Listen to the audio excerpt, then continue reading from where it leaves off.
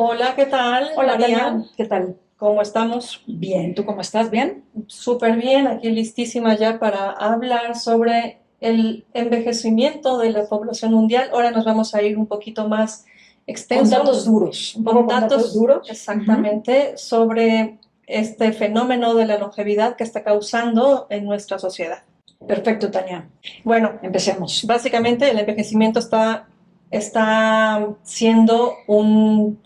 definiendo nuestro tiempo.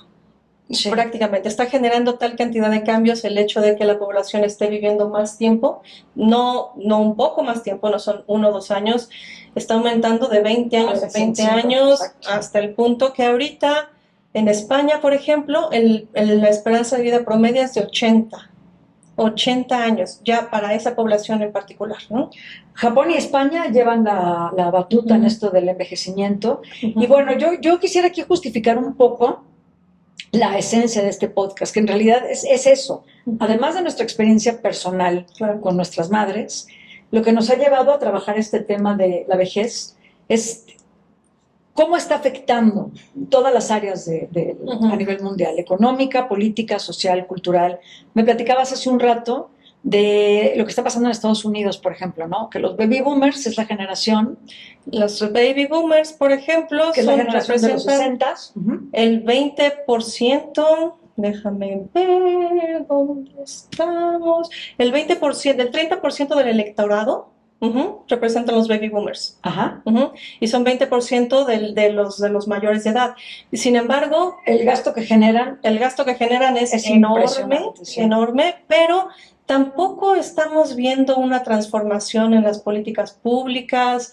Vamos a estar investigando sobre eso, nos vamos a ir un poquito con los países que están, bueno, que tienen más de avanzada en esto, que no es Estados Unidos, pero no, es Corea, yo creo que son los que más Corea, avanzaron, ¿no? es Japón, España también está haciendo vanguardia por la cantidad de viejos que tiene, pero vamos a dedicarnos a investigar todo esto para prepararnos, para Claro. saber qué es lo que requerimos, no solamente a nivel individual, sino a nivel colectivo. sino a nivel colectivo, exactamente. Y en México es un reto enorme porque la infraestructura incluso ni siquiera está pensada para esta generación de viejos, ¿no? O sea, la realidad, el sistema de salud no alcanza la realidad está para lo que se va a superando. requerir totalmente. Claro. En México y en el mundo, pero en México, que es nuestro caso, nos pega durísimo porque no hay la infraestructura ni laboral, ni social, ni de salud para enfrentar lo que está generando este sector de la población. Bueno, y para irnos dando una idea, estos son datos de la Organización Mundial de la Salud. Entre 2020 y 2030, el porcentaje de habitantes globales mayores de 60 años aumentará 34%. O sea, que es una cifra inmensa. O sea, dentro de 8 años, para 2030, una de cada 6 personas va a tener 60 años o más. Y nada más para dimensionar esto, en 2020 las personas de 60 años y más eran 1,000 millones. Para 2030 se calcula que serán 1,400 millones. Y para 2050 esta cifra se habrá duplicado. Se espera que haya 2,100 millones de personas mayores. O sea, esto hace un cambio total social. Es que es una revolución social. Exactamente. De hecho, la Organización de las Naciones Unidas calificó la década de los 90s perdón, de 2021 a 2030 como la revolución de la edad. No lo llama exactamente así. Lo llama la década del envejecimiento saludable. Y está el mundo preparado para recuperar, para atender a toda esta población que está envejeciendo. Yo creo que a todo el mundo le está pasando exactamente lo mismo que a nosotros, nos está agarrando desprevenidos. Aun cuando sabíamos que esto iba a pasar. Por supuesto, pues nada más eso es demografía, ¿no? O sea, el término de revolución de la longevidad se viene manejando desde hace 25 años, pero vaya, pues se va dejando, de forma que ahora ya hay una especie de urgencia, pero aún así no estamos nadie rebasados. Está hablando del tema. Estamos rebasados. Y sabes que en México, por ejemplo, durante los años 60, 70, que estuvo la campaña de la planificación familiar y la familia pequeña vive mejor, no sé si recordarán, bueno, pues ahora ya está reflejado ese cambio demográfico que hubo. Claro. ¿No? Las familias de tener de 5 a 7, 8 hijos, las parejas están teniendo 2 hijos. Y esto repercute notablemente en todos los terrenos. Lo cual está bien. Claro. Lo cual está bien, porque el mundo lo que menos necesita es más gente. Somos muchísimos. Pero bueno, ¿en qué condiciones está llegando el mundo a esta revolución de la longevidad, a esta, pues a este nuevo frente que hay que hacerle a la humanidad, ¿no? Al cambio de edad, al cambio de paradigmas, al cambio de todo. Es una transformación demográfica que nos obliga a hacer cambios completamente nuevos. Hasta ahora es la primera vez en la historia que somos longevos. Así que todo lo que tengamos que inventar de aquí en adelante es ganancia. Es tal cual, prueba y error, pero tenemos que empezar a avanzar. Sí. ¿No? Y, por supuesto, nuestra propuesta es sí sensibilizarnos de que hay una realidad social que nos está empujando para allá y que hay una realidad colectiva, justamente. Y que, bueno, habrá que desarrollar, empujar, promover políticas públicas, toda una serie de cosas, pero no podemos esperar que el gobierno se haga cargo de todo. Ya no, porque además... Porque ni siquiera somos ese tipo de país. No, no somos ese tipo de país en el que haya acceso al bienestar social, ni a la seguridad social, aunque aparentemente o teóricamente deberíamos serlo, porque si la gente paga sus cuotas del IMSS, del ISSSTE, pero no recibe lo mismo que está aportando. De aceptar la realidad como es, vamos a partir de la realidad. Tenemos que trabajar para que estas décadas de ganancia sean buenas. Te comentaba hace rato que vi una definición de la revolución de la longevidad muy buena que me encantó, que era vivir más y bien.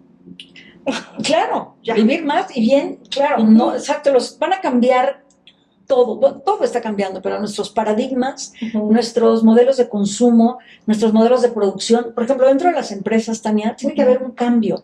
Esta mentalidad de no contratar gente mayor de 50 o 55 años, que, por ejemplo, en redes sociales como LinkedIn, hay un revuelo por todo este tema de la edad. Las empresas sin duda van a tener que cambiar este parámetro. Bueno, es que no tienen de otra. O sea, si no tienen de otra. La población va a ir envejeciendo, pues ¿qué otra? Se van a quedar, claro. Y las escuelas, las universidades y escuelas tienen que empezar a preparar a los estudiantes para este nuevo futuro. Tendrían que estar ya diciéndoles de la cantidad de cambios que va a haber a lo largo de su vida. Exacto. Para los que tienen que prepararse. O sea, no es fácil enfrentar nuevos modelos y sobre todo con la presión del cambio tecnológico que estamos teniendo, que les va a tocar a los chavos, ¿no? Los chavos van a vivir una serie de cambios tecnológicos donde se prevé que van a tener que reinventarse varias veces a lo largo de la vida. O sea, es decir, olvidarse de todo lo que sabían, porque ya no sirve, y volver entonces a la obsolescencia del conocimiento es alucinante, ¿no? También, sí. Y para eso se requiere resiliencia. Entonces, resiliencia. Vamos a estar trabajando en las dos cosas, ¿ok? En la parte interna, que esa no te la da nadie, la haces tú o no la tienes, así de fácil. Y la otra, la que sí podemos, de la que podemos beneficiarnos a través de los cambios sociales, pero por ejemplo en esta cosa de la economía de la longevidad, que tienes una muy buena definición por ahí, que es todo lo que la gente mayor requiere a través de productos, servicios y lo que producen en el nivel de consumo. Sí, te la voy a... Se las comparto porque es una definición bastante... Dice, economía plateada. Es toda la actividad económica que satisface las necesidades de los adultos mayores de 50 años y más, incluyendo los bienes y servicios que ellos compran de forma directa y la actividad económica que su gasto genera posteriormente. Y como decía Tania, y lo que producen, su participación, no nada más como consumidores, sino desde el área de la productividad. Lo que pasa es que en México, claro, se va a extender. En México te puedes jubilar ahora además a partir de los 60 años, lo cual es una locura porque yo tengo 62, por ejemplo, y no me siento que ya no deba trabajar o que me tenga que jubilar. Por supuesto, uno esperaría que así como tú, el resto de la gente que se jubila a tan temprana edad, busque proyectos personales, haga una serie de cosas donde se mantenga activo y siga produciendo, ¿no? Sí. En estos términos les comparto estadísticas porque como en España hay tantos viejos, hay estudios maravillosos. Es el segundo país, son Japón y después España de vejez. El gasto de los residentes mayores de 50 años en España por persona anual es de 17.960 euros. Anual. El gasto anual por persona, por viejo. No sé si anual, pero lo checo, si no. Pero son 13.970 euros lo que generan las personas entre 25 y 49. O sea, va de 17.900, claro. de 18 prácticamente a 14. La diferencia es bastante. Es muchísima. Ahora, ellos aportaron 325.303 millones de euros de valor añadido al PIB español. Y crearon 4.4 millones de puestos de trabajo. O sea, esos recursos que ellos inyectaron al PIB crearon 4.4 millones de puestos de trabajo, lo cual es inmenso. ¿Y cómo los generan? Los generan con robots, los generan con servicios, los generan... ¿Cómo es este modelo? Corea para mí es un ejemplo, ¿no? En Corea se están generando miles de empleos para atender las necesidades de la tercera edad. Ok. Eso es lo que yo entendería como lo que están generando. Además del consumo que está generando la población de la tercera edad. Tú hablas de puestos lo que están generando, exactamente. Okay. En Corea es una locura lo que se está generando en materia de empleo. Que eso está sumamente eso es lo que es para donde deberíamos estar volteando los ojos ahora mismo, ¿no? Estos 4.4 millones no creo que estén dirigidos en ese sentido. Son simplemente que los españoles particularmente están súper activos. Hay muchísimo emprendimientos de gente de 50 años y más. Y gente que sigue trabajando simplemente y que está generando negocios propios y todo este tipo de cosas. Ese es penoso, en México no es así. Claro, no podemos compararnos con ningún país porque cada país tiene sus particularidades, pero en el caso de México la participación del ingreso de la tercera edad a la economía es a través de las pensiones o de los apoyos que el sector gubernamental da a los viejos más de 60 años. Que también tiene que cambiar y creo que afortunadamente... Que también tiene que cambiar porque no podemos vivir de dádivas, claro, no podemos vivir de dádivas, ¿no? Bueno, creo que poco a poco en México está surgiendo más una cosa de emprendimiento, ¿no? De que la gente esté teniendo ya sus propios negocios, ir buscando un poquito por su cuenta, ¿no? Pero, pues bueno, esperemos que siga por ahí. Es que la gente piensa que a partir de los 50 años ya no la van a contratar.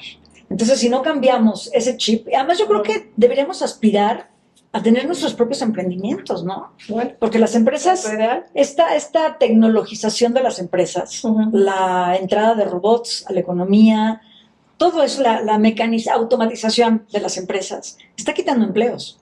Y a los que cortan es a las personas que tienen más de 40 o 50 años.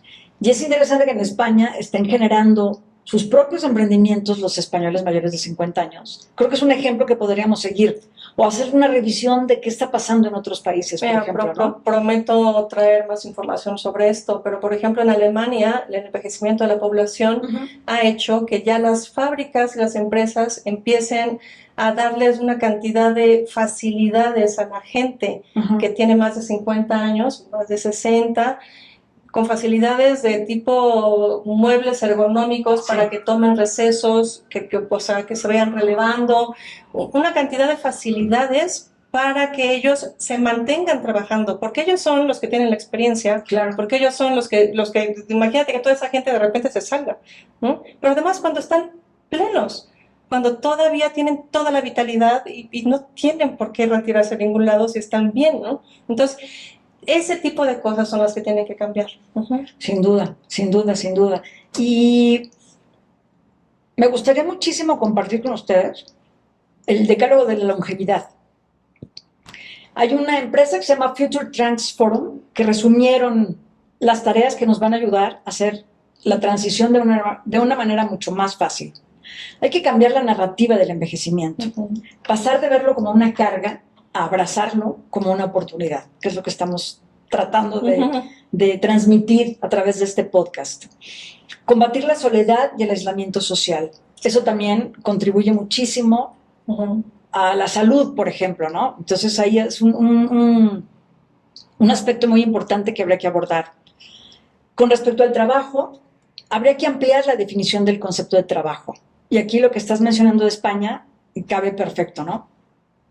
Incluir en el trabajo parcial e incluso solo el ser resolutivo o tener un propósito de contribuir a algo. Esto está padrísimo, porque a mí me hace mucho sentido lo del emprendimiento. Tú emprendes cuando sabes que tu producto va a tener un fin social, exactamente, va a aportar, exactamente. Estructurar el trabajo para las personas mayores. Y el caso de Alemania es bastante significativo, ¿no? Y en Corea también está pasando algo similar. Se están haciendo trabajos, se están generando empleos para facilitarle la vida a las personas de la tercera edad dentro de las empresas y fue en sus casas. Claro. Entonces esto nos da un poco de línea por dónde va, ¿no? Dar al mercado laboral la oportunidad de crear el complemento humano necesario para la tecnología. También va mucho por ahí. Financiar la jubilación, en una población cada vez más envejecida. Crear y difundir la necesidad de que es urgente estimular el aprendizaje activo. Y ahí vamos a la estructura de las escuelas, por ejemplo, ¿no? En las escuelas, universidades, todo eso, los planes de estudio tendrían que estarse transformando también y empezar a conceptualizar este fenómeno de la transición demográfica. Me parece que es muy importante los contenidos de las universidades, las carreras incluso. Bueno, todo eso hay que redefinirlo. Hay que redefinir todo. Por muchas razones. Ya estamos en pañales, claro, sí, claro. Mejorar la eficiencia del cuidado y el sistema sanitario y hacer de la zona roja un periodo más breve mediante la modulación de la biología. Esto tiene que ver con la salud. ¿La zona roja? La zona roja, no sé a qué se refiere exactamente, pero hacer de la zona roja un periodo más breve, supongo que tiene que ver el envejecimiento con el envejecimiento más duro. Exactamente, la etapa más dura, exactamente, mediante la modulación de la biología. Y bueno, hay una cantidad de medicamentos y tratamientos y todo esto de paliativos, cuidados, todo eso que puede ayudar muchísimo a que esta transición no sea tan El chiste tan es dura, volver ¿no? la longevidad, o sea, hasta ahorita los viejos se han visto como una carga y esa es la realidad. Totalmente. ¿No? O sea, a partir de ahora tenemos la gran oportunidad de transformar esto en que los viejos sean, la longevidad se vuelva un activo social. Como es la juventud, como la adolescencia. Sí, nada más que nada más que la vejez va a durar 40 años, cuando la juventud la verdad es que dura 10 o 15, ¿no? 10 o 15, o sea, sí. ¿de dónde, por qué idolatramos tanto un periodo tan breve? Sí. Pero además lo que representa, que es el tema de este programa, económicamente ese sector de la población. Eso es lo que es alucinante, ¿no? El porcentaje que puede representar en el Producto Interno Bruto, su consumo, o sea, la productividad, claro. Ya terminó de pagar hipotecas, ya terminó de mantener hijos, o sea, todo ese dinero, todo su dinero, ya sea de pensión o de negocios o de sueldos o de lo que sea, va íntegro a la economía, a mover productos, servicios, consumo. Sí. Y eso se va a extender 20 o 30 años. Sí. Y es un fenómeno muy interesante que hay que abordar, no hay que perderlo de vista porque pues la economía es la clave del desarrollo y es todo, ¿no? Entonces hay que volver al centro de atención la revolución de los viejos y el papel que están jugando dentro de la economía. Exactamente. Que no es pequeño, ¿no? Por ejemplo, en México el tema de las pensiones es que algún día, en algún capítulo, en un podcast, lo abordaremos, porque es un tema que no se puede dejar de lado, porque es un tema que le cuesta muchísimo a la economía, porque es un tema que es el que está generando. Por ejemplo, durante la pandemia, el salario que los trabajadores jubilados reciben por pensión, vamos a llamarle salario por pensión, financió un alto porcentaje de la economía, claro, pero es un salario que no puede seguir manteniendo la economía, porque es muy pequeño y porque tampoco se vale, ¿no? Que cuando llegas a la jubilación te estás metiendo tienes que mantener, haces muchas cosas ahí, pero todo bueno, eso puede hacer esta revolución. Esto también es un tema para nosotros, para este podcast, o sea, sensibilizarnos acerca de este factor social y nuestra función en este factor social. Sí. Seguiremos hablando de esto. Y no sé si tienes algo más que añadir. Yo creo que hay que trabajarle mucho al tema de la economía, de los emprendimientos, porque tenemos 50, pero no estamos acabados. Yo creo que se pueden hacer muchísimas cosas económicamente hablando a partir de los 50 años. Sí.